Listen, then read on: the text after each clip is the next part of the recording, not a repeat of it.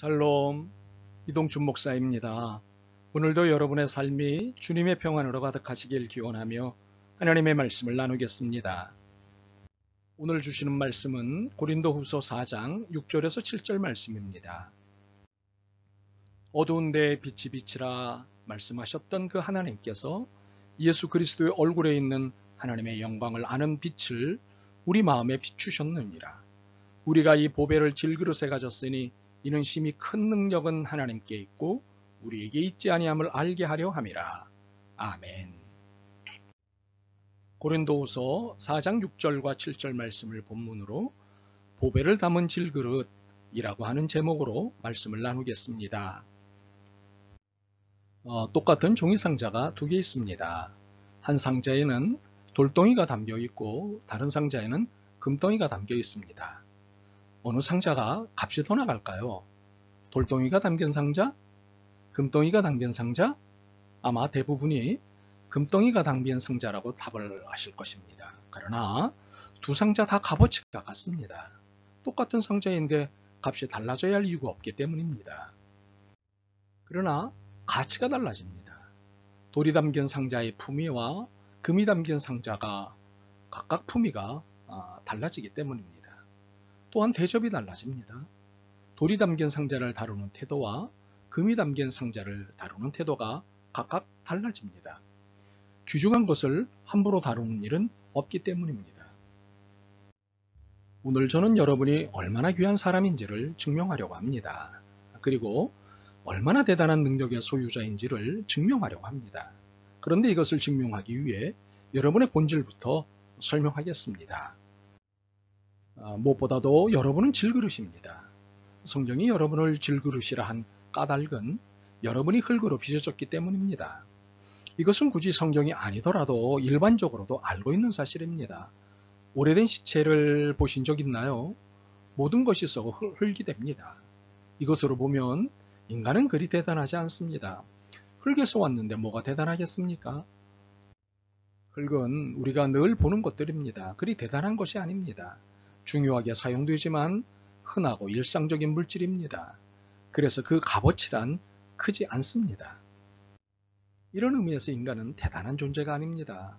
대단한 것처럼 여기지만 대단하지 않습니다. 그런데 대단한 존재가 됐습니다. 하나님 때문입니다. 하나님이 직접 흙으로 사람을 빚으시고 거기에 하나님의 생기를 불어넣으셨기 때문입니다.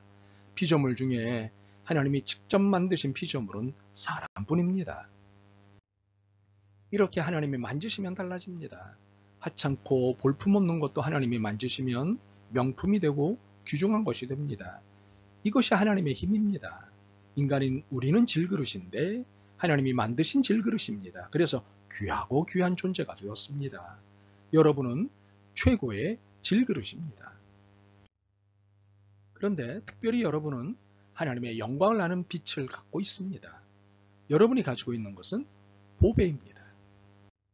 이 사실은 하나님이 만드신 질그릇이기에 귀한 질그릇이 됐다는 것보다 더 중요한 사실입니다. 질그릇이라고 다 같은 질그릇이 아니기 때문입니다. 무엇을 담고 있는 질그릇이냐가 중요하기 때문입니다. 된장을 담고 있는 질그릇이냐, 개밥을 담고 있는 질그릇이냐, 보배를 담고 있는 질그릇이냐, 무엇을 담고 있는 질그릇이냐에 따라 그 가치와 대접이 달라지기 때문이지요. 질그릇인 여러분에게 묻겠습니다. 여러분은 지금 무엇을 담고 계십니까? 된장? 개밥? 아닙니다. 여러분은 지금 보배를 담고 계십니다. 그리고 이 보배가 무엇인 줄 아십니까? 하나님의 영광을 아는 지식의 빛입니다. 이 빛은 생명의 빛입니다. 죽음에서 살려내는 생명의 빛입니다. 이 빛은 구원의 빛입니다. 낙심과 염려와 공포와 고통으로부터 구원해내는 구원의 빛입니다. 이 빛은 영원한 빛입니다. 버림받음과 거꾸로 뜨림과 망함의 한계를 넘어서게 하는 영원한 빛입니다. 이 빛이 하나님의 영광입니다. 하나님의 영광을 내가 질그릇인 내가 갖게 되었습니다. 그러므로 여러분은 그냥 질그릇이 아닙니다. 보배를 가진 질그릇입니다. 여러분은 그리고 심히 큰 능력을 가지고 있습니다. 이는 여러분이 보배를 가지게 되었기에 나타나는 사실이지요. 이것이 어떤 능력인 줄 볼까요? 고린도후서 4장 8절과 9절입니다. 우리가 사방으로 우겨쌈을 당하여도 쌓이지 아니하며 답답한 일을 당하여도 낙심하지 아니하며 박해를 받아도 버림받지 아니하며 거꾸로뜨림을 당하여도 망하지 아니하고 세상의 어떤 일도 여러분을 망하게 할 수 없는 능력입니다. 이는 세상을 거머쥐고 흔드는 능력보다 더 중요한 능력입니다. 이는 모든 것 위에 군림할 수 있는 능력보다 더 강한 능력입니다. 왜냐하면 자신의 마음조차도 정복할 수 있는 능력이기 때문입니다. 답답한 일을 당하여도 낙심하지 아니하며 자신의 마음조차도 정복할 수 있는 능력입니다. 어떤 사람이 무서운 사람일까요? 평정심을 유지하는 사람이 가장 무서운 사람입니다. 골프 전문가들이 하는 이야기가 있습니다. 어떤 위기에도 자세가 흐트러지지 않는 사람, 어떤 난관에도 표정이 바뀌지 않는 사람, 이런 사람은 결코 이길 수 없다.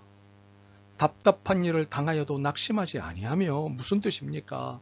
자신의 마음을 정복하는 것입니다. 이는 무소리만치 대단한 능력입니다. 이런 능력들을 우리가 갖고 있다는 사실입니다. 놀랍지 않습니까? 그런데 여러분의 이 모든 능력은 하나님을 믿을 때 나타날 수 있는 것들입니다. 아멘 할 때, 네 할 때 나타날 수 있는 것들입니다. 고린도후서 1장 20절입니다. 하나님의 약속은 얼마든지 그리스도 안에서 예가 되니 그런즉 그로 말미암아 우리가 아멘 하여 하나님께 영광을 돌리게 되느니라. 여러분 안에 이 놀라운 하나님의 능력, 곧 생명과 구원과 영원한 능력이 있다는 것은 사실입니다. 그러나 이 사실이 믿음으로 고백되지 않을 때 결코 능력의 역사가 일어나지 않는다는 것도 사실입니다. 7절입니다. 우리가 이 보배를 질그릇에 가졌으니 이는 심히 큰 능력이 하나님께 있고 우리에게 있지 아니함을 알게 하려 함이라. 아멘 없이는 이 큰 능력이 결코 나타나지 않습니다. 2011년 7월 마지막 주일 예배 때 일입니다. 제가 전도를 못하면 자연 전도라도 많이 해야겠습니다 라고 했을 때 뒤에 앉아있던 은우 엄마가 큰 소리로 아멘 했습니다. 그 아멘 소리가 얼마나 크던지 많은 사람들이 뒤를 돌아다 볼 정도였습니다. 그 후 기적이 일어났습니다. 은우 동생이 생긴 지 5주가 됐습니다. 은성입니다. 할렐루야. 아멘은 동의합니다. 믿습니다. 그렇게 될 줄 믿습니다. 네, 그렇게 하겠습니다의 뜻을 갖고 있습니다. 하나님의 말씀을, 하나님의 약속을, 하나님이 하시는 일을 믿습니다 라고 고백하는 것이 아멘입니다. 여러분 안에 심히 큰 하나님의 능력이 있는 줄 믿습니까? 이 능력이 생명의 능력이요, 구원의 능력이요, 영원한 능력일 걸 믿습니까? 아멘.